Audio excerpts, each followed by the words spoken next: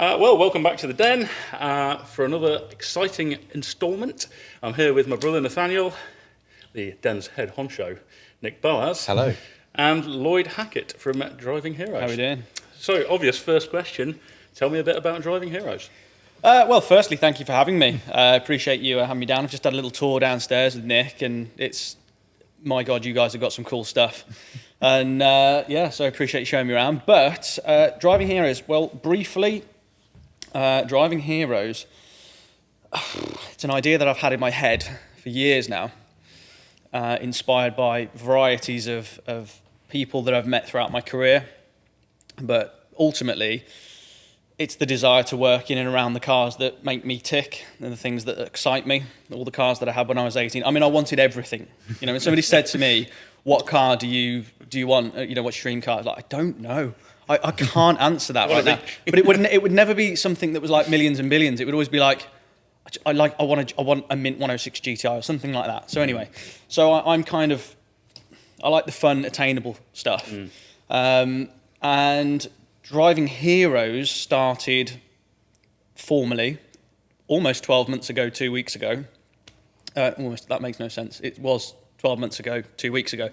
And essentially it's a car sales business for hot hatchbacks, modern classics, cars that I think the average Joe use as the Swiss Army knife. It's the car that you have as your, whether it be a weekend warrior, whether it be your daily driver, something to do everything, but prepared to a standard where I wouldn't sell it if I wouldn't buy it with my own money. Yeah. If that makes sense.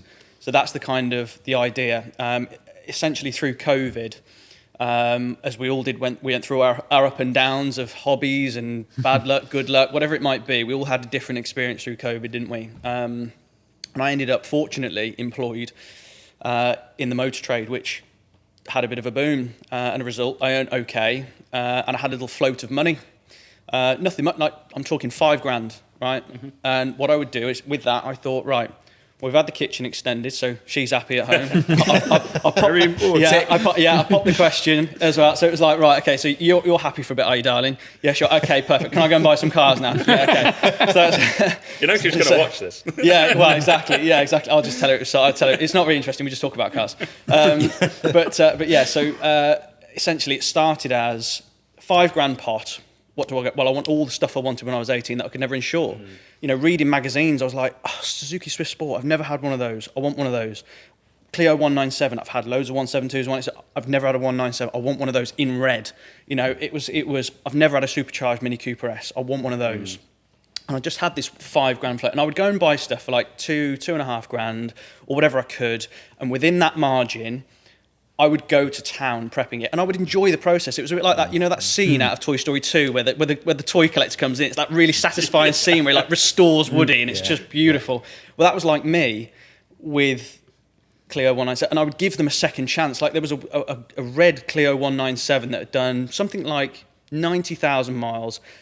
The wheels had been painted grey by hand, and they were like flaking off. You know, it needed mopping. It could have gone one of two ways. But the history was really nice, and it drove really well. It had like a different make of Chinese tire on each corner, all that, you know what I mean, all that kind of stuff. But I was just like, that car has another opportunity. So I took it into my under my arms and put it on axle stands, jet washed all of the underneath, did what I needed to do, Lanagar, did where I needed to Lanagar, you know, but honestly, not covering, like that's okay, I'll cover that, perfect. Okay, wheels all perfectly refurbished, nice set of Avons all round, perhaps. Steering wheel retrimmed in Alcantara, just big service, and I thought, do you know what, lovely, that's a lovely car. And I asked fair money, but the top end of what it was worth, because I thought, well, best case scenario, I sell a car, get a bit of profit. Worst case scenario, I keep a car that I've always wanted when I was 18 and I'm enjoying it. So and it's now sorted out. And it's now sorted out, yeah, exactly. So yeah, and what would happen is ultimately I'd sell a car for an amount of money that would top up the pot, keep her happy, because I'd be popping into the holiday fund, but I'd keep my $5,000 float. So I go, right, what next?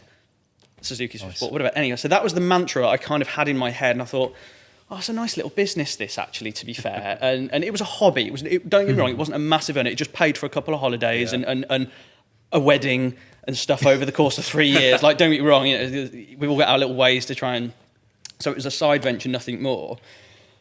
But I had such fun doing it. And I thought, this is what I was put on this earth to do. And after another round of going back into main dealers and trying to make it work, to progress and think, right-eyed, bushy-tailed, I'll make it earn the money, do the right thing, be the provider. I don't know if we can swear on this podcast or not. Of course. But the main dealer shit on me again. The manager, it was just, I was brought into a world of politics and stuff that I just wasn't. Anyway, chewed up, spat back out again. And Scrabble for the top. Yeah, I was just like, oh, God almighty, not this again. And it's more about the business and the money, isn't it? It's more about the business and the cars. 100%, and this is another conversation, but exactly that. So, I got chewed up and spat out. When would it have been? Start of 2024, April 2024. And I had 2 months out, and I thought, what can I do? So I turned my hand to the big, because I was like, I'm determined this time that whatever I do next will be what I do forever. With a little idea of I'm going to try and start my own thing, but it takes a lot to convince family members, and those around you that it's a good idea to have a crack on your own, because when you've never done it before, it's scary. So I had a couple of months out, had a little think about what I wanted to do. I had an Impreza that I'd sold, so that kept me going for a bit. Good choice.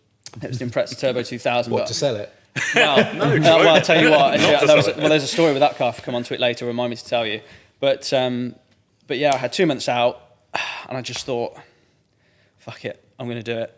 And it was one of those things where it was.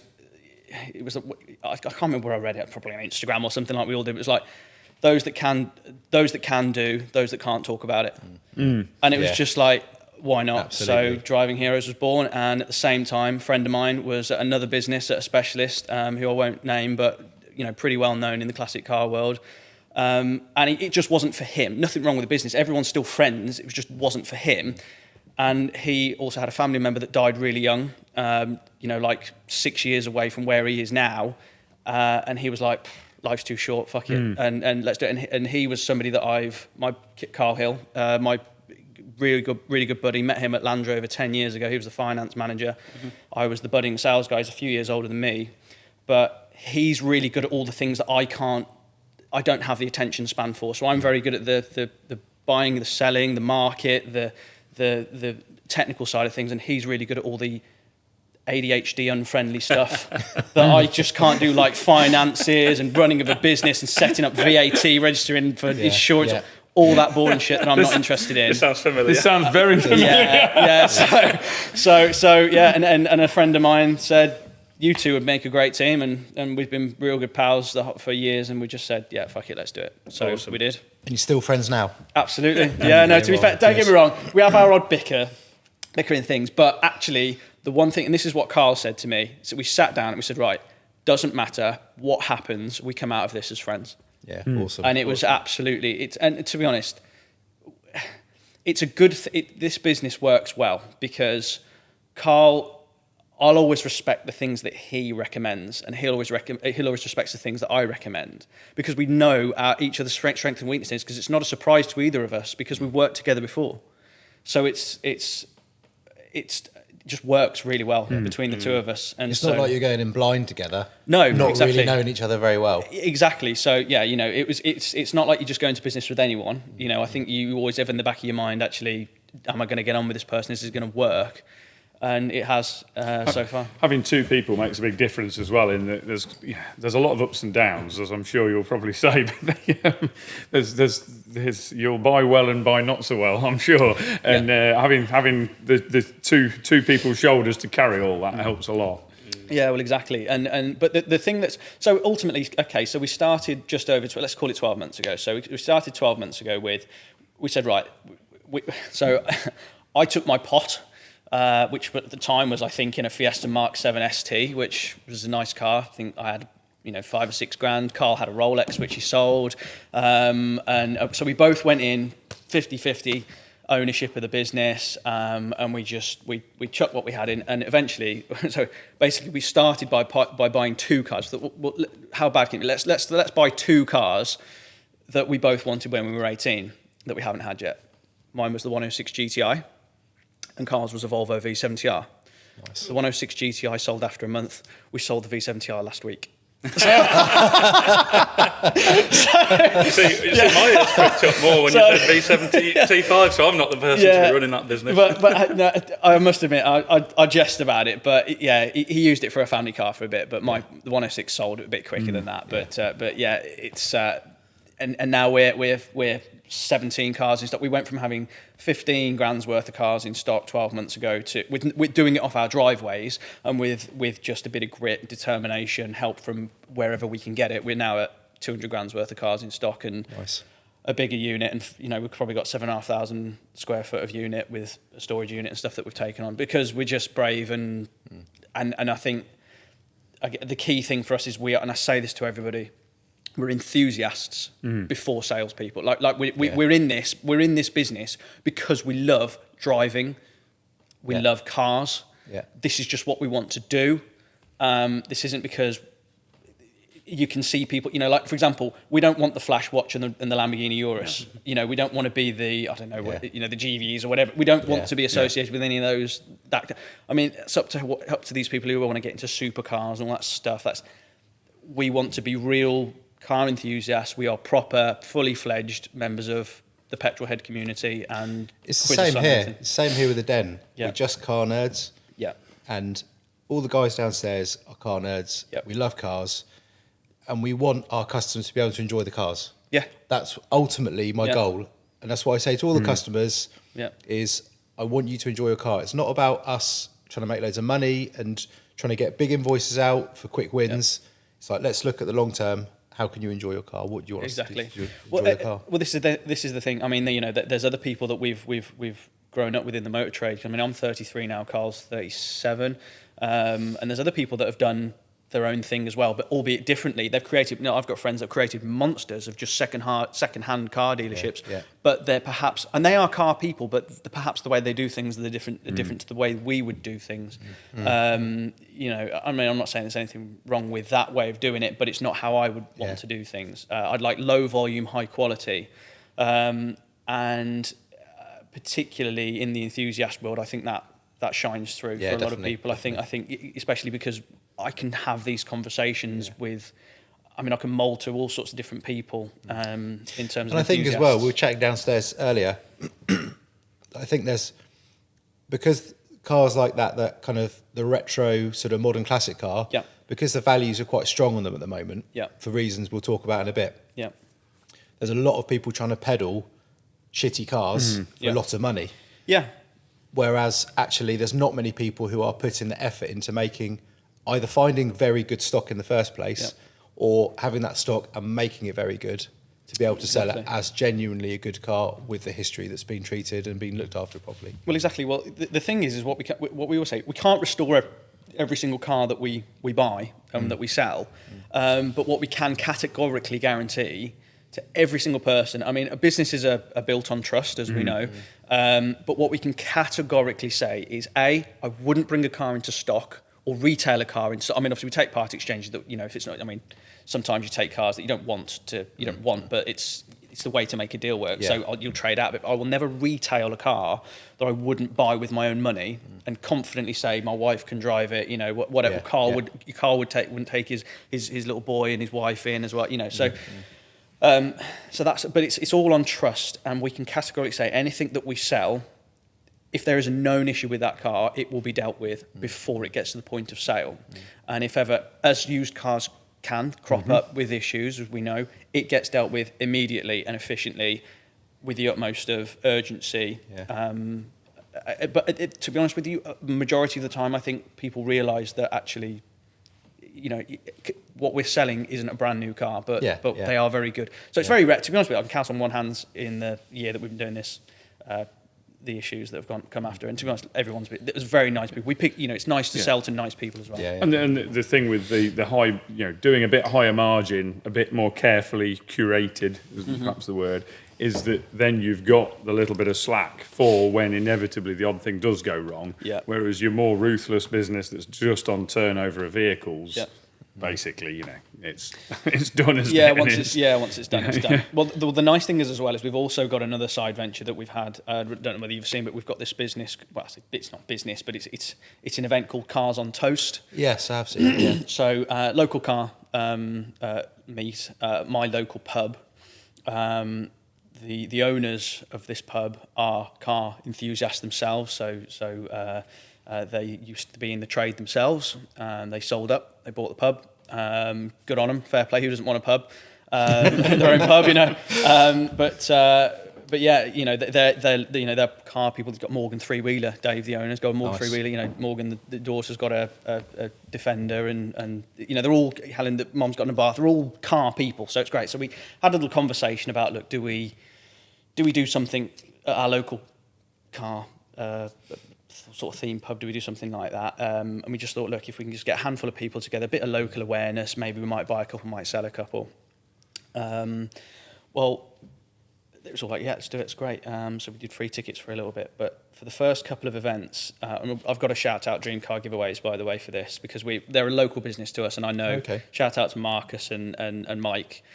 They turned up in a Carrera GT and a Lexus LFA and a fleet of cars on our first event. Amazing. And a car event is only as good as the cars that turn up, in my opinion. And obviously we've had a storming summer, haven't we? You know, the weather's been great. And so people have kind of gone, what has gone on there? And then obviously we've had 2 different F40s turn up. We had a guy in a 25th anniversary Countach turn up. You know, we've had a real Stratos, like a genuine real Stratos turn up as well. And this car event. So actually what we've done accidentally is create a bit of a community around what we do as well.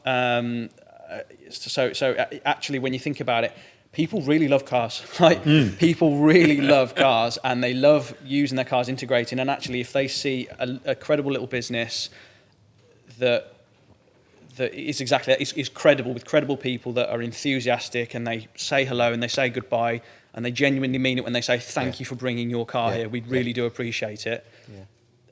It goes a long way, and that's kind of how we want to build a business. I think people buy from people. Yep. People don't buy from whatever. Yeah. If it's a small business and you go in and you like the person, you're going to buy something from them. That's I think what it comes down to. Relationships, basically. It's relationships. Yeah, absolutely. But yeah, so it's been a fun 12 months so far. I mean, don't get me wrong. You know, there's been ups and downs. I mean, it has tested every brink of a relationship. You know, on both sides. You know, with return. You know, because obviously you can't just pay yourself. You pay yourself a survival wage essentially as soon as you can. I mean, I was doing part-time driving, you know, alongside this for 6 months. Well, it was only March that I actually started to pay myself a wage from the business, and then Carl again the same. He started to pay himself a wage because there was a point where it was like, I mean, Carl was delivering Amazon parcels. He was part-time Amazon driver, and then he would do 2 days a week, and then eventually it got turned into 3 days a week for Driving Heroes, and then we just thought, right, let's just go for it. We just have to see how it goes. It's bloody hard. I mean, I remember our early days, and it was we were paying ourselves basically nothing. I remember for quite a while it was like 400 quid a month for several years. And it was like everything you make just went back in. Exactly. Buying more kit. But this is it. I mean, having a living wage is within grasp, but is it the right thing to do now? No, because there's other things that we need to invest into, like you know, the CCTV for the storage unit, like this, like that. There's always things that, you know. So maybe in another 6 months we think you'll keep telling yourself. I know. Honestly, it cost me a Ford Mustang and a Triumph Speed Twin. So you know, I know it's nice to have the toys, but I mean, I've stripped everything right back, and you know, you do.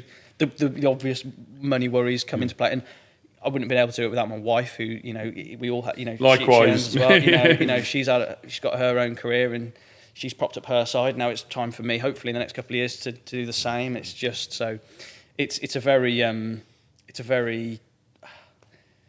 such a tricky thing to manage, not just running a business, but everything that goes on around the outside. Like, you know, you go and see your parents, I feel like I haven't seen you for ages. You haven't. Well, to me, it feels like yesterday, but to you, it was 6 months ago. Yeah, exactly. Yeah. It was last time in May. Really? Yeah. Oh, it's August now. You know, so yeah. But yeah, Driving Heroes. It's 20, awesome. So 15, 20,000 pound cars. We do a little bit of SOR here and there for people we know, but generally everything we buy is vetted. We like to do a little bit, like, I'm not saying we smoke about in everything we buy, but we like to do 20 or 30 miles in each car we buy to make sure they're okay, get them checked over, everything's good, present them properly, do the proper work, and hopefully people buy into that.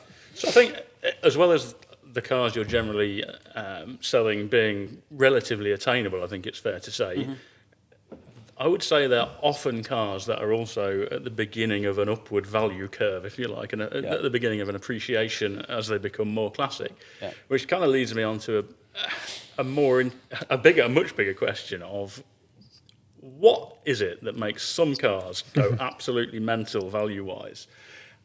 Just as a random example, like Sierra Cosworth, they go crazy. M3s of the same era, they were also touring cars, went crazy. Cavalier GSI, let's say the turbo, which I would say was probably equally as rare, I think, was also in touring car, not in turbo form, but a GSI. Yeah. It never went valuable. So what is it that makes some cars go crazy and valuable and some not? It sounds like you've almost answered the question yourself there, and it is that I think it's the race on Sunday, sell on Monday thing, isn't it? Really, it's people recognise silhouettes. People recognise, for example, I mean, I was going to talk about this later with with what you do with your Retropower and everything. But for example, we look at a lot of resto mods. They are little racing cars essentially. A lot of them are. The way I see it is essentially that if I can race it and I can see that somebody has raced it and successfully piloted, like for example for me, one of the biggest mistakes they never made for Citroën is making something like a four-wheel drive turbocharged C4 with wide arches and stuff like that.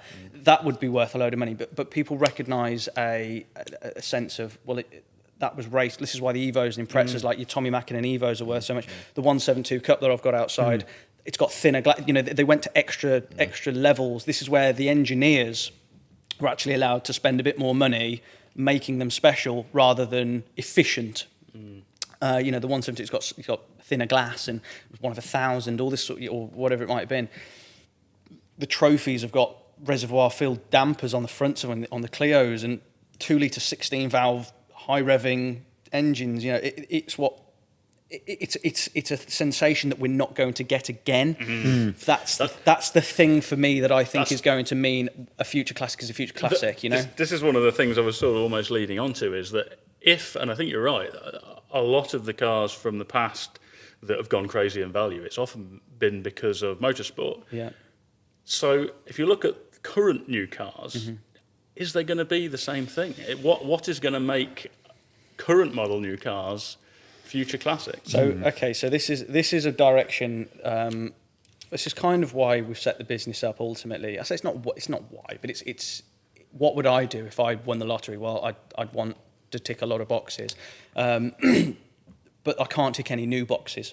There's only one car at the minute that's brand new for sale that I actually buy, and that's probably a Morgan Supersport. And I've never wanted a Morgan before.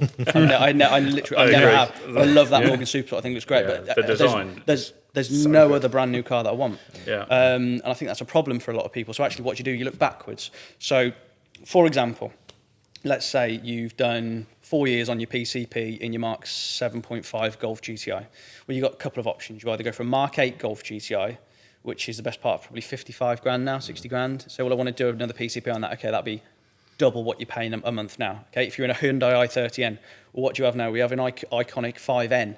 It's electric. Yeah. It's massive. Yeah. I don't want it. It's 700 quid a month because it's really expensive. I don't want it. Okay, well, what do I do then? Okay, well, I tell you what. You either refinance the i30N that you've got now. Eventually, you'll own it. Eventually, if that's not an option for you, well, actually, what some people are doing is they are accepting, because electric cars have their place in society. I do believe that they have a use. They are comfortable. They're a great place to listen to podcasts.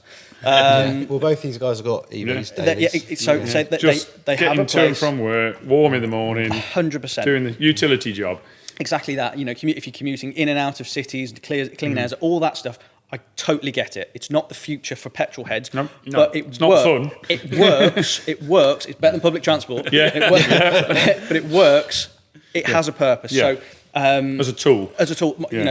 My wife has not long changed jobs, but she had a Mark 8 Golf GTE, and do you know what? What a great car! You jump in it, silent. It works. But do I want one? No. But it works. So what do you do, actually? Well, I think some people now are in a predicament where they have a choice to make. Well, okay, do we accept the future? And that people, I was just listening to a podcast not long ago, people aren't brand precious anymore.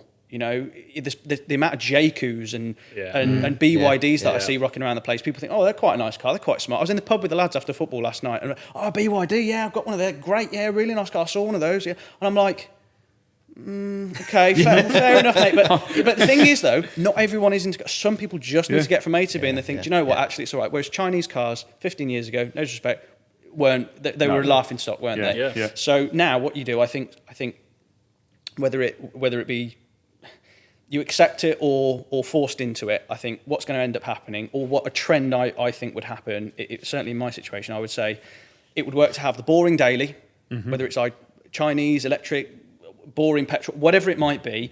And then I think that i30N customer that had 500 quid a month to spend on a PCP cashes out, has his £5,000 worth of equity or whatever it is when he gets to the end of it, because actually that car's held its money quite well. And there's a lot of people in this situation. They'll take whatever equity they can from it, and they might go and buy a £5,000 197 for the weekend and buy the boring daily, whatever it might be, ID7, Volkswagen, whatever it might be, doesn't matter. But they have the boring daily, chuck the family and kids in, and then what I'll do is I'll chuck £5,000 or £10,000 or £15,000, whatever your position might be, get a loan, whatever, you know, however you find the money to buy your up to 20 grand, non-offensively expensive second car that you can get past the wife, you can get past whoever, and you can still use it. And that's where Driving Heroes comes in and sells you a second-hand Hyundai i20N or a lovely Clio 172 Cup that you've always wanted, and you think, actually, I can get away with that. Because cars since 2000s, these monocoque chassis, all that kind of stuff, they don't rot as bad. No. Have you driven a 10-year-old car with 100,000 miles on it? They're fine. Yeah. They are fine. You know, we just sold a 77,000 mile 140i BMW, and I couldn't tell you if it was any different to what it would have been when it was new. It drove tight, it was beautiful, it was powerful. Everything about it was. I don't know why I would need a 70 grand M2. My 5 Series is nudging on 130,000 miles. Yeah, It's there you go. perfect. It's perfect. I drove There's that, nothing wrong with it. hoping it was going to be terrible, so I could take the piss. Oh, did you? When did you drive I it? drove it up to Retropower when you were here. I was like, right, I okay. kind of borrowed your car. Well, maybe you weren't here and I just nicked it. I don't know. But Exactly, but I wanted it to be terrible, and then I came over there and back. I was like, actually, that's really good. Yeah. well, we've just taken in part exchange, which we're going to keep because we were like, well, actually, we could do with towing because we've got a couple of nice bits which coming up to winter we're not going to want to drive on the salt to get around the place. So we've got a covered trailer from a friend of ours who's said you can use it anytime you like. We're like, right, okay, we need a tow car then at some point because we've got a little Mini Cooper diesel that we've bought 1,500 quid that we've just done little, but it does loads of miles to the gallon. And it was like, hallelujah, somebody traded in. So I've got a Q7 4.2 TDI to part exchange. Nice. It was like 2011, done 110. And we were like, right, okay, that's a bit of us then. Had a few problems, got them sorted, don't get me wrong, but we took it in part exchange. Drove it to like the arse end of Bedford and back. It was like I wouldn't be, let's say, so this car was like £6,000 in the trade. I wouldn't be 100 grand more comfortable than I would be in this. Do you know what I mean? Yeah. So I don't, with a bit of Apple CarPlay here, or I'm perfectly happy in the Q7 sat on a motorway. Yeah. So I think cars are a lot better than they used to be. But the long way round of what I'm getting to answer your question, Cal, is I think we're in a period of time now where cars have reached a peak. And I think Chris Harris has touched on it before. 2010 to 2018, cars are they're robust. So like your 2000s cars, they're great, but they can be fragile in certain ways. But the 2010 stuff to 2018 stuff it's robust, it's fast, it's refined. That's the big one. It's refined. It's got infotainment. They've got stereos that work. They work well. Sorry to interrupt. They don't have all those awful driver aids that bong at you all the time. Literally, the main thing you need to do is work out how to turn them off. Yeah, exactly. Yeah. So it's the 15 grand perfect car challenge, isn't it? I pose a question to all three of you now. Tell me a car. You've got 15 grand to spend on one car. Oh my goodness, that's and a biggie. you got to do 5 years. As your only car. Your only. That's the bit because I go back to what you were saying about a second car. Well, I'd have two, but but if it's your only car. But some people are in this position. But this is purely as a test of robustness of the 2010-18, because I reckon the chances are you'd probably choose something from 2010 to 2018 to do everything, but you got 15 grand for one car for 5 years. Well, I've got mine. It's a 2012 535D Touring There you M go. Sport. There you go. It does everything. Yeah. We've got 3 children in the back, Yeah. 1,000 miles to south of France on holiday, Yeah. loaded up to the gunnels, Yeah. 40 MPG. I don't know why I'm going to do this to myself, but with- another L322 Range Rover. I don't know why I do it to myself, but 15 grand gets one with less wrong with it than I another. assume that's 5 grand to buy the car, 10 grand to yeah, to 10 keep grand to running. spend on it in the first 6 months. Yeah. But you can't argue that because what a great They car. are really good. What a great car. Apart from the inevitable drain of your finances, People keeping them keep going back to them, don't they? They're just when they're actually all working, amazing. Yeah. Amazing. Cal? I think, because I have thought about this quite a lot before, a Toyota Crown Athlete of all things. Okay, Because, that's different. hear me out here. Okay. It's 90s Japanese Yeah. and it's got a 2J in it, so it's Yeah. insanely reliable. Yeah. Near enough 300 horsepower, so Yeah. pretty fast. Yeah. But still of an era where it's actually quite light. For Okay. so it's not ridiculously uneconomical. It's Right. an estate. I was so just about to say. So I can get the kids in it and Yeah. a load of stuff in the boot. Yeah. And dog And the dog and all the rest of it. Yeah. And it won't depreciate whatsoever and it will never go wrong, so I'll never have to pay anything on maintenance. then I can borrow it when the L322's gone wrong. I tell you what, fair play. None of you have said the answer that I thought you were going to say. I thought at least one of you would have said Mark 7 Golf GTI. No. To be fair, but My second choice would have been a car that I was driving very briefly until I crashed it, Yeah. which is an E30 Touring. Yeah, great. Now, Yeah, fair maybe enough. in the winter, yeah. I don't know, maybe with a perfect heater system it would be okay. That's the only thing I think I would miss, Yeah. not having the EV that I do drive, is that ability to just press Yeah. the button from in the house and watch it de-ice before I get in. Yeah, but, yeah, yeah. but other than that, yeah, I mean, some of the best cars I've driven as dailies have been 90s or early 2000s Japanese. So I had a similar vein to the Crown. I had a Mitsubishi Airtrek Turbo R, which is kind of like Mitsubishi's Forester. I thought I was niche. It's My God. it's basically Evo. It's an automatic Evo 7 with a bigger body. Yeah. I had a Forester. Forester Turbo, whatever they called before that, which was also an awesome car. Until its crown wheel Until came the through the gearbox diff case. exploded, yes. Even though it was like mint, it was like 20,000 miles. 20,000 I think miles, it had. Yeah, weird. Apparently But yes, some of them do that. Yeah. I think another option, although it would be out of the 15 grand budget, We can't do that. is shocking. another car Nick. I have, which happens to be for sale, Evo 9 wagon. no, because- yes, but not yours. Why not mine? Because the bonnet is shit. Oh, no. The bonnet is less shit than it was when I bought If it. you put the standard bonnet back on, I would consider it, yes. But it's probably Okay. worth more than 15 grand. Or has it got Yes. holes in it where it shouldn't have holes in it, is it? No, it's a composite bonnet, and I've had it painted, but yeah, Yeah. we'll leave it at that. We'll leave it at till that. But no, it's an estate. It's fast. It's 4-wheel drive. It's reliable. It's comfortable. What more? I mean, that's it, isn't it? That's it. It's Legacy 5 seat. Turbo would be another one that would be right up my list. That's been fairly well at mine. but The engine reliability would be what made me choose the Toyota instead. the downside to those for me is most of the later ones seem to be autos, and I'm just Japanese autos have always not keen. Or Always a need another- Forester STI, because you can get those in Great manual. car, cool car. so- But the point I'm making is, essentially, let's say you had 15 to 20 grand to just have a car, so that you get the hall pass to go, right, okay, go and get your car, because we've all been there. Got, right, okay, go and get your car. Wicked. Okay, so you got 15 to 20 grand. The other car is a boring car, but you know that you'll spend the majority of your time in your fun 15, 20 grand thing. You'd all be happy. I mean, you're probably bad examples because you've all got very, very niche cars. we ruined your theory You there, can't mate. ruin my theory, but I think your theory's sound. Your theory's sound. you kind of know what I mean. You've got your electric car for your day to day. Yeah. Let's face it, it'll also fish you out on the odd Yeah. occasion when you're slightly earlier, slightly older, slightly more niche. Yeah. Car might be slightly less reliable now and again. Yeah, exactly. You've got the electric car to get you around when that happens. Yeah, exactly. But then you've got your weekend smiles in the. Well, but do you know the thing is though? Do you know, and so here's the interesting thing. Okay, so it's not just us as devout petrol heads that are into this. So my wife, who likes cars, don't get me wrong, she's from a family of Land Rover people. They're all like cars, and it's great. But my wife, she got a company Focus diesel, 18 plate, right, and it was done like 80,000 miles, part of like a fleet scheme. And she was just like, it's great that it's free and everything, but I hate it. So she was like, I was like, okay, so what do you want to do about it? She's like, well, I've got a couple of $3,000 and I want a convertible. I was like, okay, fine. She was like, what do you like? She said, well, I like Z4s. So she went out with her dad. I mean, to be fair, she came back with a lovely 90,000 mile 2.2. Because I said, she was like, I only need a little engine. I was like, no, you're getting a 6-cylinder. That's my only thing. Get a 6-cylinder. Get a 6-cylinder, for God's sake, whatever you do. Yeah. So she came back with a 2.2 Z4. It was like 2005. It was fine. It wasn't the best one. It wasn't the worst one.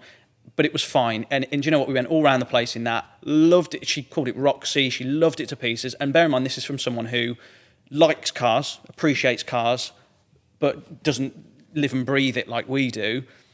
But even she felt like she had to spend money on having something to be emotionally attached to. Yeah, that's the key, isn't it? That's the key. Yeah. Something that's not completely anonymous. Exactly. Yeah, exactly. And so that's why I'm kind of at the minute hoping that one day in the future I can turn up with a 10 grand's worth of ratty Z4M Roadster and say I've upgraded to 2.5 it's a cheap 2.5. It's got an S54 in it. But yeah. But I think that's the thing that resonates with a lot of people, and that's what a lot of our customers are saying is they're either wanted one of those for a long time, or they're pushed into a position where they're like, well, actually, like, I can't go forwards, so I have to look backwards.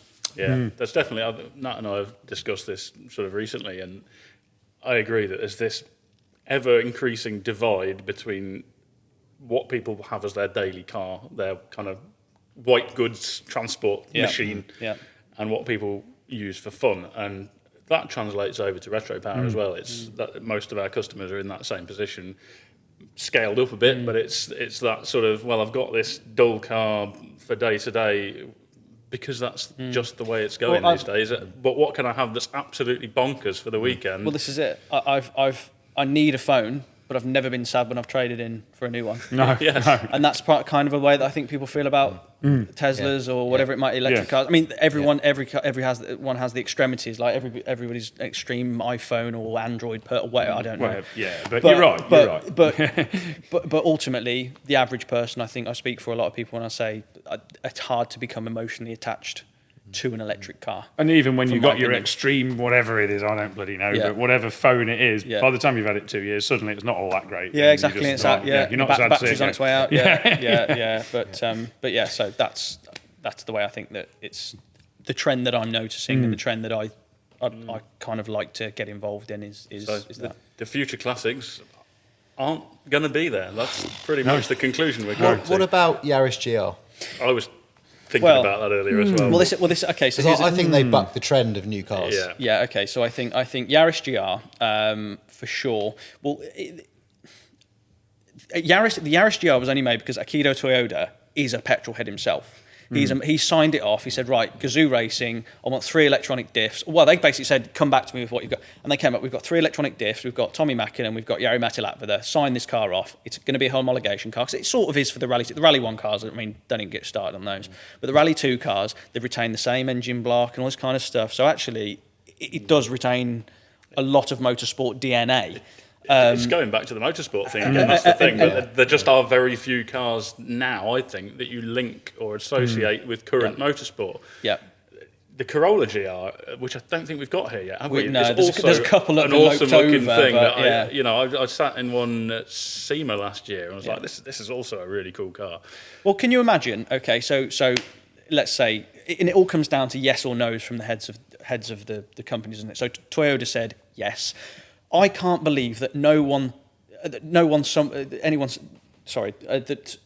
has suggested to whoever it might be at Ford, hey, what if we made somewhere like a car halfway between a Fiesta and a Puma, and we called it an Escort Cosworth, and we put Focus RS running gear in it?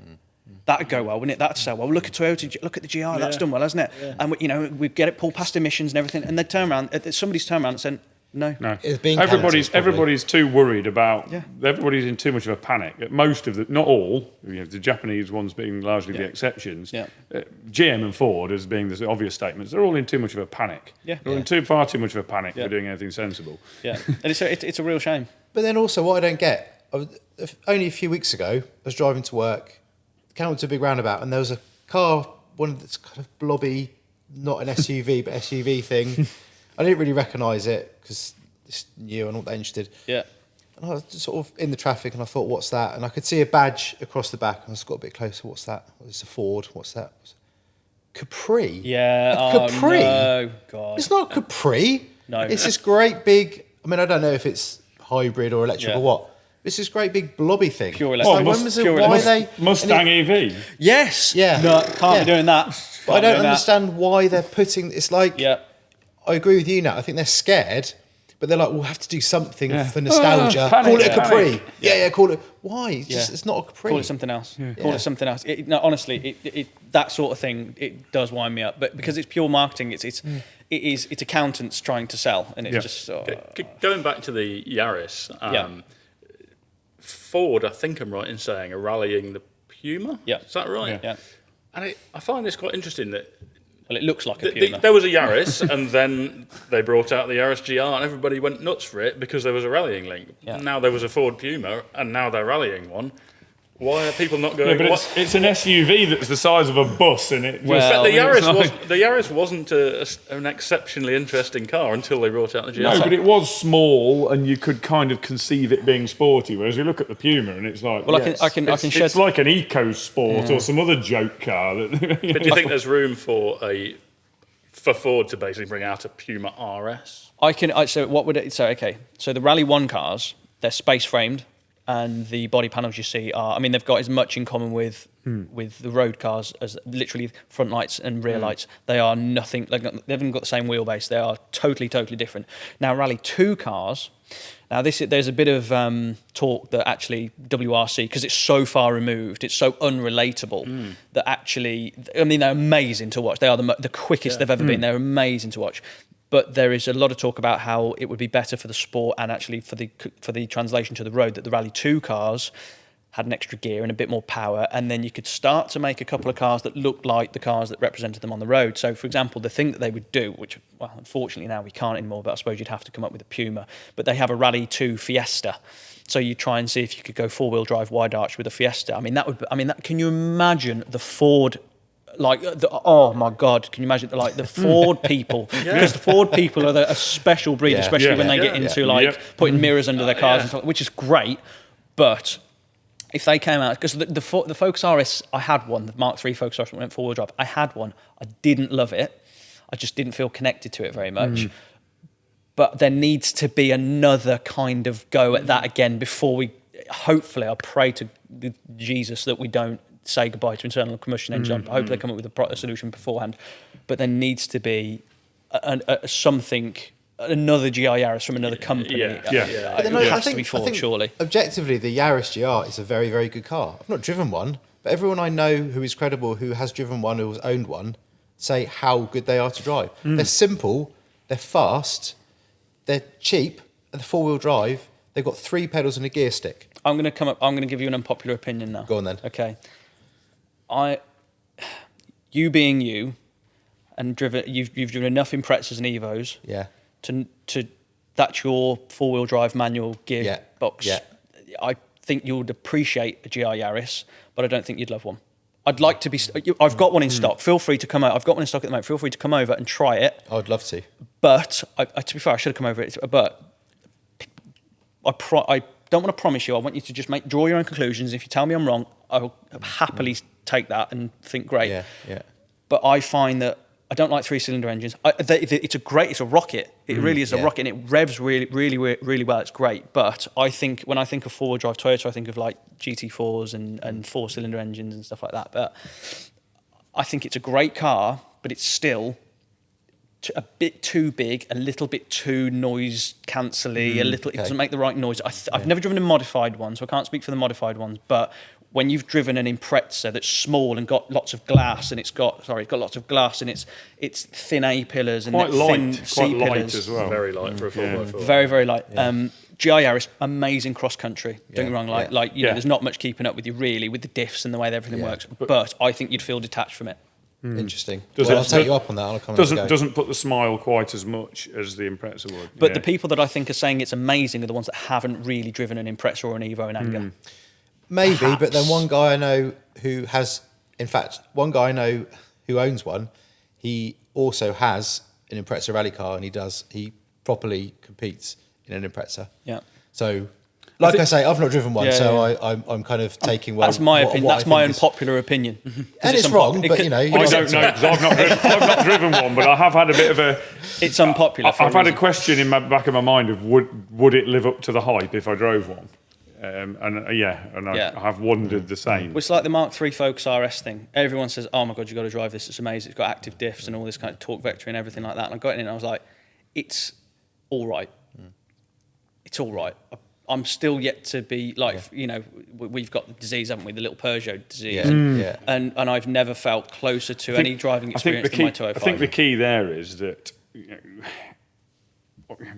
Different careful how I cars, word this. different On modern cars, roads, on roads full stop, but particularly on modern roads as they are now in this country, your enjoyment is going to be tempered by the condition of the road and the traffic that's on it, and Definitely. your willingness to sacrifice your driving license. Definitely. And realistically, a car with torque vectoring diffs and a clever transmission, the fun stage, you're in serious speeds. You're in Exactly. bloody dangerous speeds. Whereas the little French hot hatches, you can play around a bit more at a slightly more sensible speed and enjoy yourself a bit more. You get more smiles per mile in something that's a bit slower, but a bit more fun. Well, we were saying, Amen. we were saying, weren't we? We were saying just before I came, I've had two very different ends of the spectrum recently. So before, you know, when me and the wife were both earning and we had jobs and I wasn't playing around with cars, and we were lucky enough to have a Ford Mustang Bullet, and it was a great car, but I genuinely did not enjoy driving that flat out because I was breaking the speed limit at the top of second, and it was too big and you know, whereas my 205 has got the best part. It's a 1.6 GTI. It's not the best one in the world. No, they're brilliant. But it's got probably the best part, 75 horsepower. And I use it all the time. From the moment wring its neck. From the moment it just about tells me it's warm enough, Yeah. it is flat out. First, second, third, fourth. If flat anybody out. can get into a 1600 205 GTI and not drive it as if it's stolen, then I don't know. So They're not. You There's something have to. wrong with them. They shouldn't have cars. 100%. It's just automatic. But I'm not offending anyone because I'm doing 75 miles an hour at best by the time I'm like kind of at the end of the straight that I'm on. Yeah. You know, it's all about threading it through the car. It's just great. But, No, totally. But and completely different areas. But if you look at a GI Yaris objectively, as what is it? I love the fact it exists. So I don't want to. All this bash it. I don't want to bash it. I just think it's not for me. I wouldn't go out and buy them with my own money. Maybe I will. Maybe when they're like 10, 15 grand. Who knows? They might never get to that. No. Which brings me on to the next point of. I do think that they will hold their value purely because they are special. They are made of very, very exotic things. These three diffs, and it has got a real humdinger of an engine. The 3-cylinder, I don't like the 3-cylinder noise, but it does go well, to be fair. And it does have that solid Toyota quality feel. So it feels like everything's gonna last, you know. Yeah. But obviously they brought out the facelift one. And they thought, these are selling well. So they hiked the price up by 15 grand for what I don't believe is worth the. I mean, I think it's like marginal gains in every area, but instead of like dials, it's got a screen and, you know, a big slabby screen. And I'm like, so I think a lot of people have gone, don't really need to change that actually. And so they've just said actually that the phase one's great. And so they're holding firm at 25, 30 grand. But going back to what you said, Cal, about what is going to be the future classics, surely in 10, 15, 20 years, there are going to be so many Yaris GRs coming out of heated garages with delivery mileage. Potentially so. I mean, there's a lot of them still now. There's surely people are putting them away because I don't know, how long has Yaris GR been out? 5, 6, 7 years? 2020, So- 21, something like that. So we were in a period where old cars were bonkers prices. Yeah. And people are seeing that. Yeah. And people are trying to jump on that bandwagon of what's the next car. Yeah. And I think, what were they, 35 grand or something? Yeah, they were like 31 grand. I think they Yeah. started for a non-circuit pack car, and then you could go up to 33, 34 grand. And there'll be people putting them away in the have to have garage circuit purely to speculate. 100%. So talking about cars that are going to go up in value, and I'm going to go back to the 15,000 number that you threw at us. Say I've got 15 grand to spend, and it's for a car that is not going to be my daily car. It's for something I want to just use at the weekend, but I'd quite like it to go up in value. What should I buy? What I would buy, Well, what you would buy and what you would Okay. recommend someone else to buy as well. I guess they're probably the same thing. I would buy the best Clio 200 that I could, because tell me where you are going to find imagine it. So I always look at it as, imagine if they released that car today. Okay, so imagine Renault came out and said, we're going to release a 2-litre 16-valve, 6-speed, close ratio box, Recaro CS car, wide track, with a rear diffuser, revs to 8. Would they sell? Yeah, they would sell. Yeah, I mean, it's a touring car. It's a touring car and a rally car for the road. What about the Megane, the R26? R26Rs are gone. An R26... Can you still get an R26R for 15 grand? You can't get an R26R for 15 grand, no, the 30 grand. But the R26s are undervalued and underappreciated, but that's because the Mark IIIs have come down in value. So what my other car I was going to suggest was we not long had a Megane 275 Cup S with Akrapovic. It had Öhlins dampers. It had Recaros in it as well. So someone had spec'd this thing to the nines. It was mega. And it was just a really special car. I mean, it was a front-wheel drive GT3 RS. It really was. A GT3, it didn't have a cage in it, but, it was when Renault were at the top of their game. So Renault Sport no longer exists, as we know. So I think all the Renault Sport stuff is really special. I mean, when you look at the RS280s, the Mark IVs that came in, they had the 1.8 engine. And the problem that they had is when they came out, they were up against new Civic Type R with turbo, and everyone went mad for that. i30N came out, so the Megane was kind of forgotten a little bit. Well, actually, that car is very, very special. It's got four-wheel steer. It's got DCT box in it. Amazing options. They feel special. They feel like Alcantara motorsport feel, and they look great as well. They've aged great as well. If they come down to the 15 grand mark, that's what I would buy in the Renault. It's me as a Renault Sport enthusiast, just because of exactly that. Quirky French stuff is There's always, definitely a French theme here. Yeah, sorry. But I like No, German stuff it's as not. well. No, I can. Going actually back to brand new stuff again. Yeah. I love the new Renault 5 Yeah. from a design perspective. Yeah. But I saw one on my way to work yesterday, and I thought that looks so much better even than I remember the new one looking. Yeah. It's got these cool vents in front of the rear arch, and then I realised it was the Alpine version, which looks ridiculously good. I think is it the Alpine 290? Basically, Alpine's version of the new Renault 5, which, as everybody else on the planet has said, if they brought out an internal combustion one, it's literally take my money now. I think Retropower needs to try and find a written-off A110 and a written-off new one of those, and I tell you what, marry the two together. I think if we did an internal combustion brand new Renault 5, that would certainly get some YouTube views. Well, I've actually had one of those as a courtesy car from a friend of mine that worked at a Renault dealership.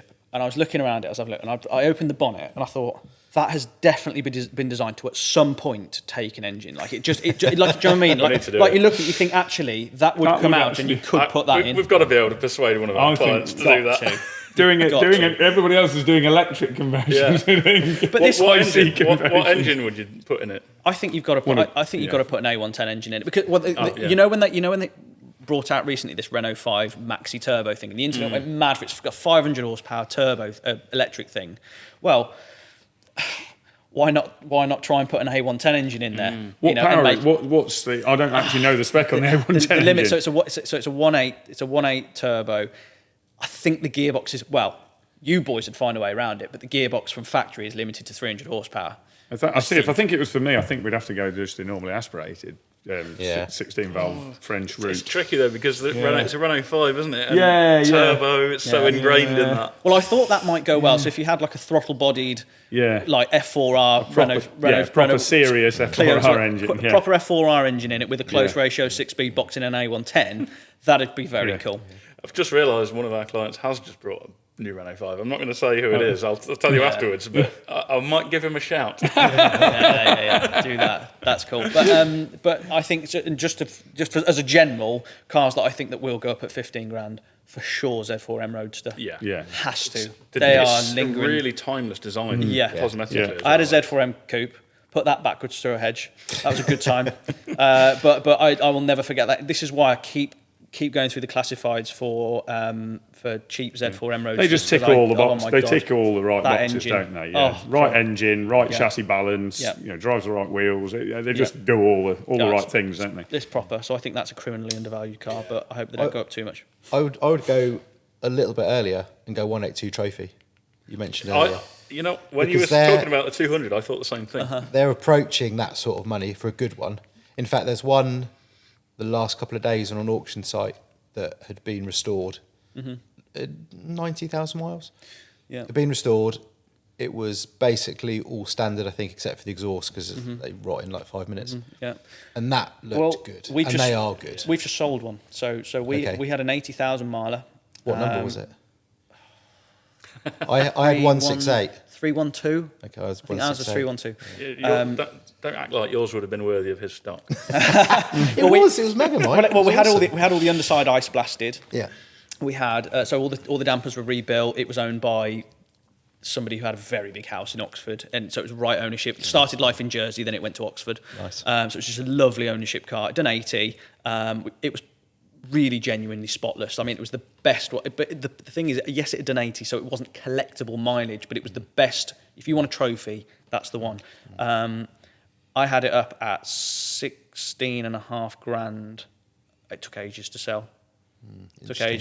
And it was at 16, but there was nothing wrong with it. The history was perfect, but eventually the problem is it was the wrong end of collectible. So let's say it was 35 grand and it was like 10,000 miles. It'd probably sell like that. Well, number one sold not that long ago, 50 grand Whoa. auction, which is the press car.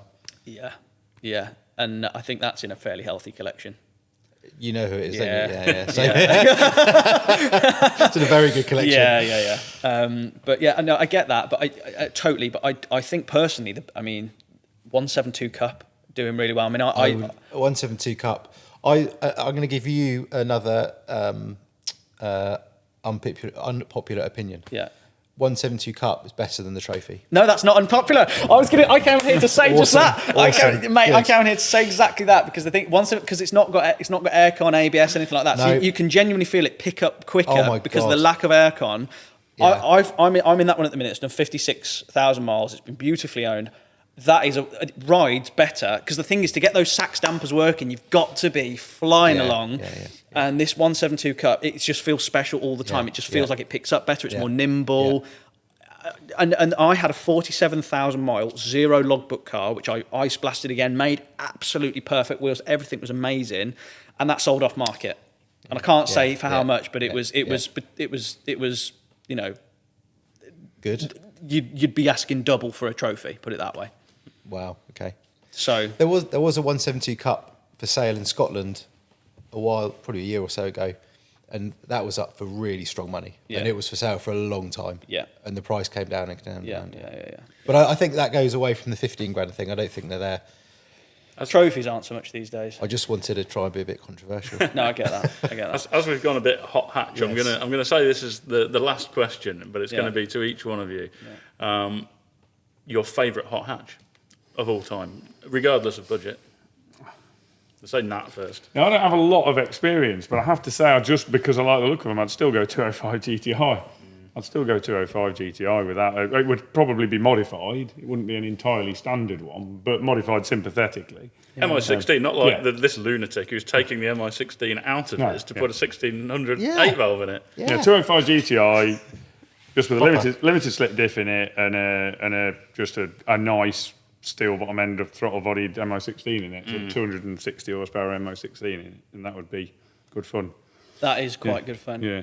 I'm gonna be a bit cheeky. I'm gonna have to, because I already own the best already own the best 205 GTI in the world, because it's mine. Because it's the best. I reckon it's the worst one with an MOT in the UK. I have to say, there's a lot to be said for. I owned a very shabby 1600 GTI years and years ago, and it was one of the most fun cars I've owned. It's very honest, because it was owned by my auntie from New, and it's a farm car. So I always just remember this car with blowing manifold and all coming up my road. My uncle came to come and have a coffee with us after we'd been to Tesco or whatever, and I always remember it got put in a barn in 2001 because a tree came down in some winds, and a log just hit the front A post. It got put in a barn, and so we'd always go for Sunday lunch at there. So good family friends, and I'd always see it getting more dusty and more dusty. And it would have made an amazing Johnny Smith episode, by the way, because it's parked next to an Austin Princess, which is still there. It was 2001 it went in, and every time I go in, I was like, can I have a look at the Peugeot? But there was no windscreen in it, so the inside was just as bad as the outside. But I wrote in the dust, give me to Lloyd when he's 16. On my 16th birthday, I had a knock on the door, and it was on the back of a trailer for me. Just free of charge. It was completely free. Like my Uncle Andrew just said to me, there you go, I want it out of the way. But, dragged it out. But it was because it was like an indoor, but like lime-based floor. It was completely rot-free, but it was just like 50 shades of white, and so I've had the interior back out, put it back in. So I've slowly over the years gotten it back to actually quite a mechanically good, tight car, but it just looks shabby and horrible. Like it is 50 shades of white, and it's just not, the interior's half in, but that for me is the best. That's my favourite ever car that I wouldn't swap it for anything. But one of my favourite hot hatches that's not a 205 GTI, I think it has to be a Clio 200. They are so special. They are a front wheel drive GT3. They are absolutely amazing things to drive, and I don't think they get talked about enough, because we're never going to see that car again. Never. Nick? Everybody's just going to go 205. I'm not going to say 205 because it's been said. I'm going to go Clio 172 Cup. Yeah, it's such a good shout. Cup, because they're quick in a straight line. They don't weigh anything. They're simple cloth seats, but you still got a bit more modernity in it over a 205. Yeah. I think sometimes with older cars, occasionally you think, oh, it's a little bit of an effort. As good as it is, sometimes it can be a bit of an effort. And I think the Clio, bearing in mind, I mean, the one I had was 2003. And when did they stop making 205? 91, 92? Ish, 91, yeah, 92, 93, yeah. Well, whatever was a K plate? K. I think 90. K was the last one, wasn't it? Yeah. So there's not a great big sort of chasm of time between the two, but yet the technology and just the refinement moved on so much. And I mean, I've been fortunate enough, I drove 500-600 miles down through France to the Peugeot factory in a 205, and it was amazing. To be fair, easy and enjoyable, but and they're also a bit dated now, but I quite like that. Yeah, so am I. You beat me to. I was going to say that. And I don't just want to say 205 because it's boring. Yeah. So 172 Cup in the blue, whatever the blue colour is. Mondial blue. Yeah, but the earlier one that didn't have the Cup badge on the B pillar for some reason, because they did like a little update. Yeah, I know. I don't know why, and that's the one I had. Yeah. So that's what I'd have again. Very cool. Yeah. And they go so well. They're absolutely amazing. Cal, your go. So as soon as I say this, Nat's going to be like, oh, yeah, I should have gone for that. I was going to Fiat Strada I Abarth. was literally about to say, my other thought was a Strada Niche Abarth. strikes again. The 130 twin cam, because it was at the point in time where the Golf GTI had come out. Everybody was going injection. Everybody wanted an I badge on the car.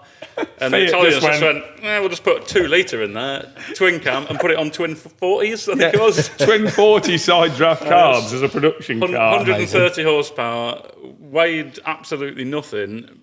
And their advert was just a list of 0 to 60s. Yeah. And everybody else's listed all car the was 0 theirs to better. 60s. Yeah, it was literally a list of all of the hot hatches with a 0 to 60 time, and theirs at the top. And it's completely bonkers to drive. I mean, they've all dissolved now, and so many design flaws. The hilarious things, the seats, they've got these proper race seats in them. Yeah. But they decided, well, there's a back seat and there's only 2 doors, so you've got to be able to get in the back. We need to be able to flip it forwards. But they pivoted it at the front, like, so the side bolster kind of came all the way around and was attached to the back, and it pivoted it at the front, if that makes sense. Yeah. Which meant you got it about 10 degrees before it hit the roof. So you can't get in the back. So he couldn't really get in the back anyway.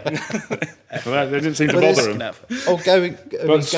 But equally, the close ratio box in it is the best gearing I think of any road car I've ever been in. They're ridiculously good gear ratios, bags of torque. I think the only other one, but I always feel like rear-wheel drives aren't allowed in a hot hatch thing, but the Lotus Sunbeam is ridiculously good. It's a cool thing. It's a So very cool in a thing. similar vein to the Strada, like just all Bonkers. the noise, all of the fuel smell in your and fuel in your eyes. Yeah. The Sunbeam's genuinely quite as evidenced by the number of them that got crashed.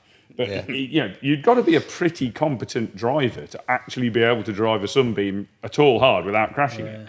That was what I was going to say. I've been fortunate enough to drive a few very good ones They're brutal. with proper engines that are sort of 250, 260 horsepower, and you're right, pretty- Nat, yeah. you need to be on it. Whereas I think a 74 horsepower 205, you can abuse it and you can wring its neck all the you time. can take chances with it. Yeah, people- But the Sunbeam, No, it'll just bite you. It'll just be round on you you've got- before you know it. careful. You can lean on it. Yeah, amazing. Yeah. But going left field, we've got downstairs an Alpha Sprint Oh, that's good. 1.5, Cool. That's a lovely thing. Wheels on that. and that is superb. Yeah. And actually, the owner, a really lovely chap, he bought that in the Middle East from new, so he's had it from new. Bought in the Middle East, and the only reason he didn't buy a 205 GTI is because there was not a Peugeot dealer where he was living at the time. But there was an Alpha dealer, so he bought that instead. Also, speaking of hot hatches, downstairs is Richard Porter's MG Metro Turbo. Now there's a I didn't cool think of that thing. one. There's a cool I thing. thought that's what you were going to say. Oh, I should have done. Which I think there's a whole period in time where I just frowned upon Metros full stop and would just be like, oh, British junk. And then for some reason, in the last 2 years, I've seen them and I'm like, that's actually really cool. I think the driving experience, sorry, Richard, will be absolutely abysmal. I can assure you it will. But then just look, it is so cool looking. I actually think visually, particularly that one because it's early with the black bumpers, it's the perfect colour combination. It's literally exactly how anyone, I think, with any in their right mind would have an MG Turbo. I think I would choose that over a 205 GTI just because it looks cool. Can I tell you, As long as you only looked at it. Yes. can I tell you a story about what changed my opinion of Metros? So when I was younger, when I was 17, I kind of touched on this earlier. So when we were 17, it was the Great Power Race. So it was who could have the most powerful engine that kind of didn't suit the logbook of their car in the car that was on the logbook. So Don't know what you mean. So yeah, exactly. So I had a 1.1 Junior 205 with a 1.4 XS engine in it, and GTI Standard 205 procedure. Yeah, just look the same, you know. And then you'd have friends that upgraded to 106 GTIs, and you go, I can't keep up with them on dual carriageways. Fuck, what am I going to do now? And then there'd be someone with a 1.7 engined, like Puma engine Fiesta, or like a Fiesta ST converted 1.25 and then one day, so we all thought we were like, the big bollocks sat at McDonald's at roundabout, because all we did for the world of Instagram or whatever, and we sat there thinking, what on earth is that we can hear coming down? And it was like bam, bam, and all of a sudden we had bam, bam, and on this coming off the dual carriageway onto the roundabout was a silver Metro. Like on the deck, but literally, and it just went round the road, went bam, bam, bam, bam, bam, bam, bam, bam, bam, bam, bam, bam, and it was like it was peacocking to us, and it must have been from Bromsgo with a Redditch lot, must have been from Bromsgo, but it flew back up the dual carriageway, so we were like, let's get in hot pursuit of that then. So we all jumped in our cars, fired up the dual carriageway, went to the other McDonald's at the other end of Redditch, and it was sat there. I know what's in this. And someone had put a 1.8 VBC engine in, and cracking engine, my God, They are a cracking engine. Talk about sketchy driving experience, but that thing we were like, well, that's just amazing. That is, and we all got a little go out in it, and he took us all out, and it was the fast. Honestly, when cars feel faster than they are, it felt like it had 300 horsepower naturally. It was unbelievable. Those engines are. People love to slate and I know all of the history, but and people love to slate a Rover K series engine. They're an absolutely cracking engine. Yeah. If you get past all the stupid production balls ups that Rover made with them. the actual design's cracking. And that 1800 VVT engine is an absolute corker of an engine. So there we go. And they need to be looked after, because the MGF downstairs, which has done over 100,000 miles, another car we have here, which is the original owner from you, the cylinder head has never been off that K series. If you were because it's been looked after. Because it was, if there were two things: if it was looked after, but also if you were lucky. Yeah. You got one where somebody didn't mess up both things together. Yeah. So it turns out the best hot hatch actually is a Metro with an 1800 VVT in it. No, maybe not the best, the sketchiest. Probably the Most sketchiest. surprising. And I include 6R4s in that.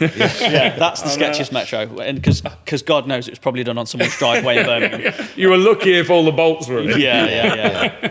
Amazing. I think on that note, we're going to wind it up. Lloyd Hackett, thank you very much for coming in. Pleasure. Thank you for having me. Cheers. Talk cars.